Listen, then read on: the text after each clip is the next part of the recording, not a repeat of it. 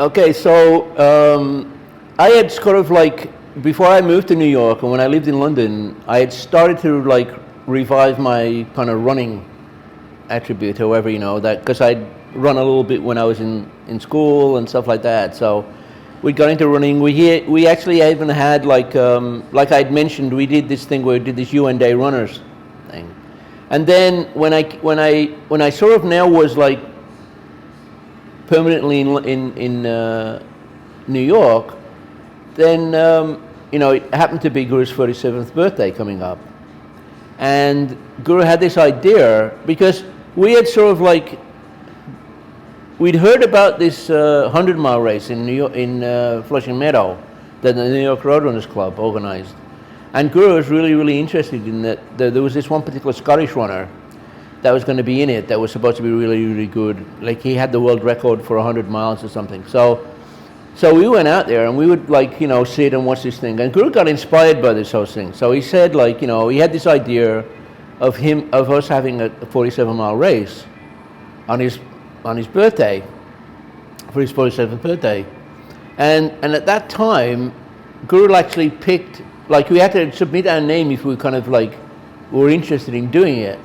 And Guru picked a group of runners, and somehow I ended up being accepted by Guru in this thing. So we got to run in the 47-mile race. And I remember the idea was that it would start directly after midnight so that 1 minute or so into Guru's birthday. And but Guru came, and then there was a little bit of delay and everything. And it was actually 7 minutes past 12, 7 minutes into Guru's birthday, that the race actually started. And so again, traditionally as it was around, Hillcrest High School and, and so on.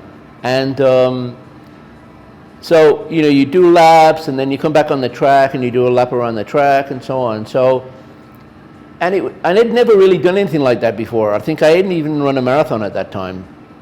And so it was, and it was kind of, it was interesting the way they organized it. Was that we would have, because of some people would take bathroom breaks and so on over, they decided that you had to have a compulsory 3-time bathroom break over. So it was a really interesting experience, the whole thing. And Guru was sitting just inside the track, on Jamaica track, in his chair, and sometimes you would come by and Guru would be there and you'd see Guru's feet, moving from side to side and so on. And it was a really interesting experience. And actually, when I said, the bathroom breaks, we had to go into an umbrella. So you would get checked in also at an umbrella. It was a whole different experience that has ultimately, ended up becoming. But so you'd come around and you do so many laps, and then that basically they tell you you have one more lap to go. So it was really funny because I remember I came around, I had no idea, after several hours or where I was kind of at. I totally relied on my counter, and I came around, I thought I was on my last lap. So I came around towards the counters, and the thing was is that you would, when you came to on the last lap, when you came to the counter, you would do one loop around the track, the 400-meter track, however, and you would carry this flag. And so when I came around, which I thought was the finish of my race, I kind of looked at my counter, and my counter said, "No, you have one more to go."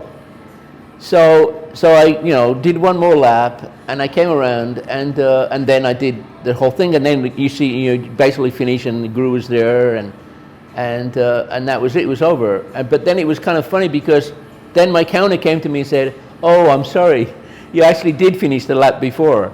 So my first 47-mile race, I actually did an extra loop. I don't remember exactly. It was less than another mile. It wasn't 48, but I did 47 plus something. But the thing was, I think I remember everybody was so I wasn't the only one. I think 2 other people had the same experience. They also did more than the actual 47. They did extra lap. But I remember the funny thing was that usually, Guru would give a public concert, and I remember it was at this famous venue or something that we were going to the concert and stuff like that, and there would be various groups that come out, and singing groups would come out, and musical groups and stuff would come out. But when they came onto the stage, a lot of the musicians had run in the 47 Alright, especially amongst the boys. I think there was a couple of girls.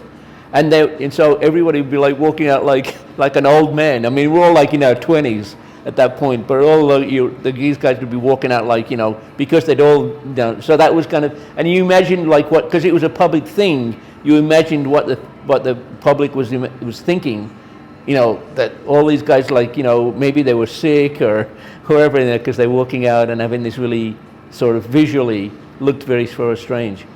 And so that was kind of, again, you always had these like really interesting experiences with events and stuff in New York. It was always something really, really special.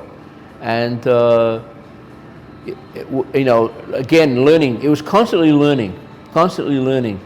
As a new disciple, because at that point I was maybe like, 4 years a disciple, 5 years a disciple. And now I was living, but my idea was ultimately that I thought, okay, I'll spend a couple of years in New York and then I'll go back to London and become, and come back with this experience of New York and be, an experienced disciple in the London Center. And, but surprisingly, 5 years went by, and then 10 years went by, and then 20 years went by, and so on.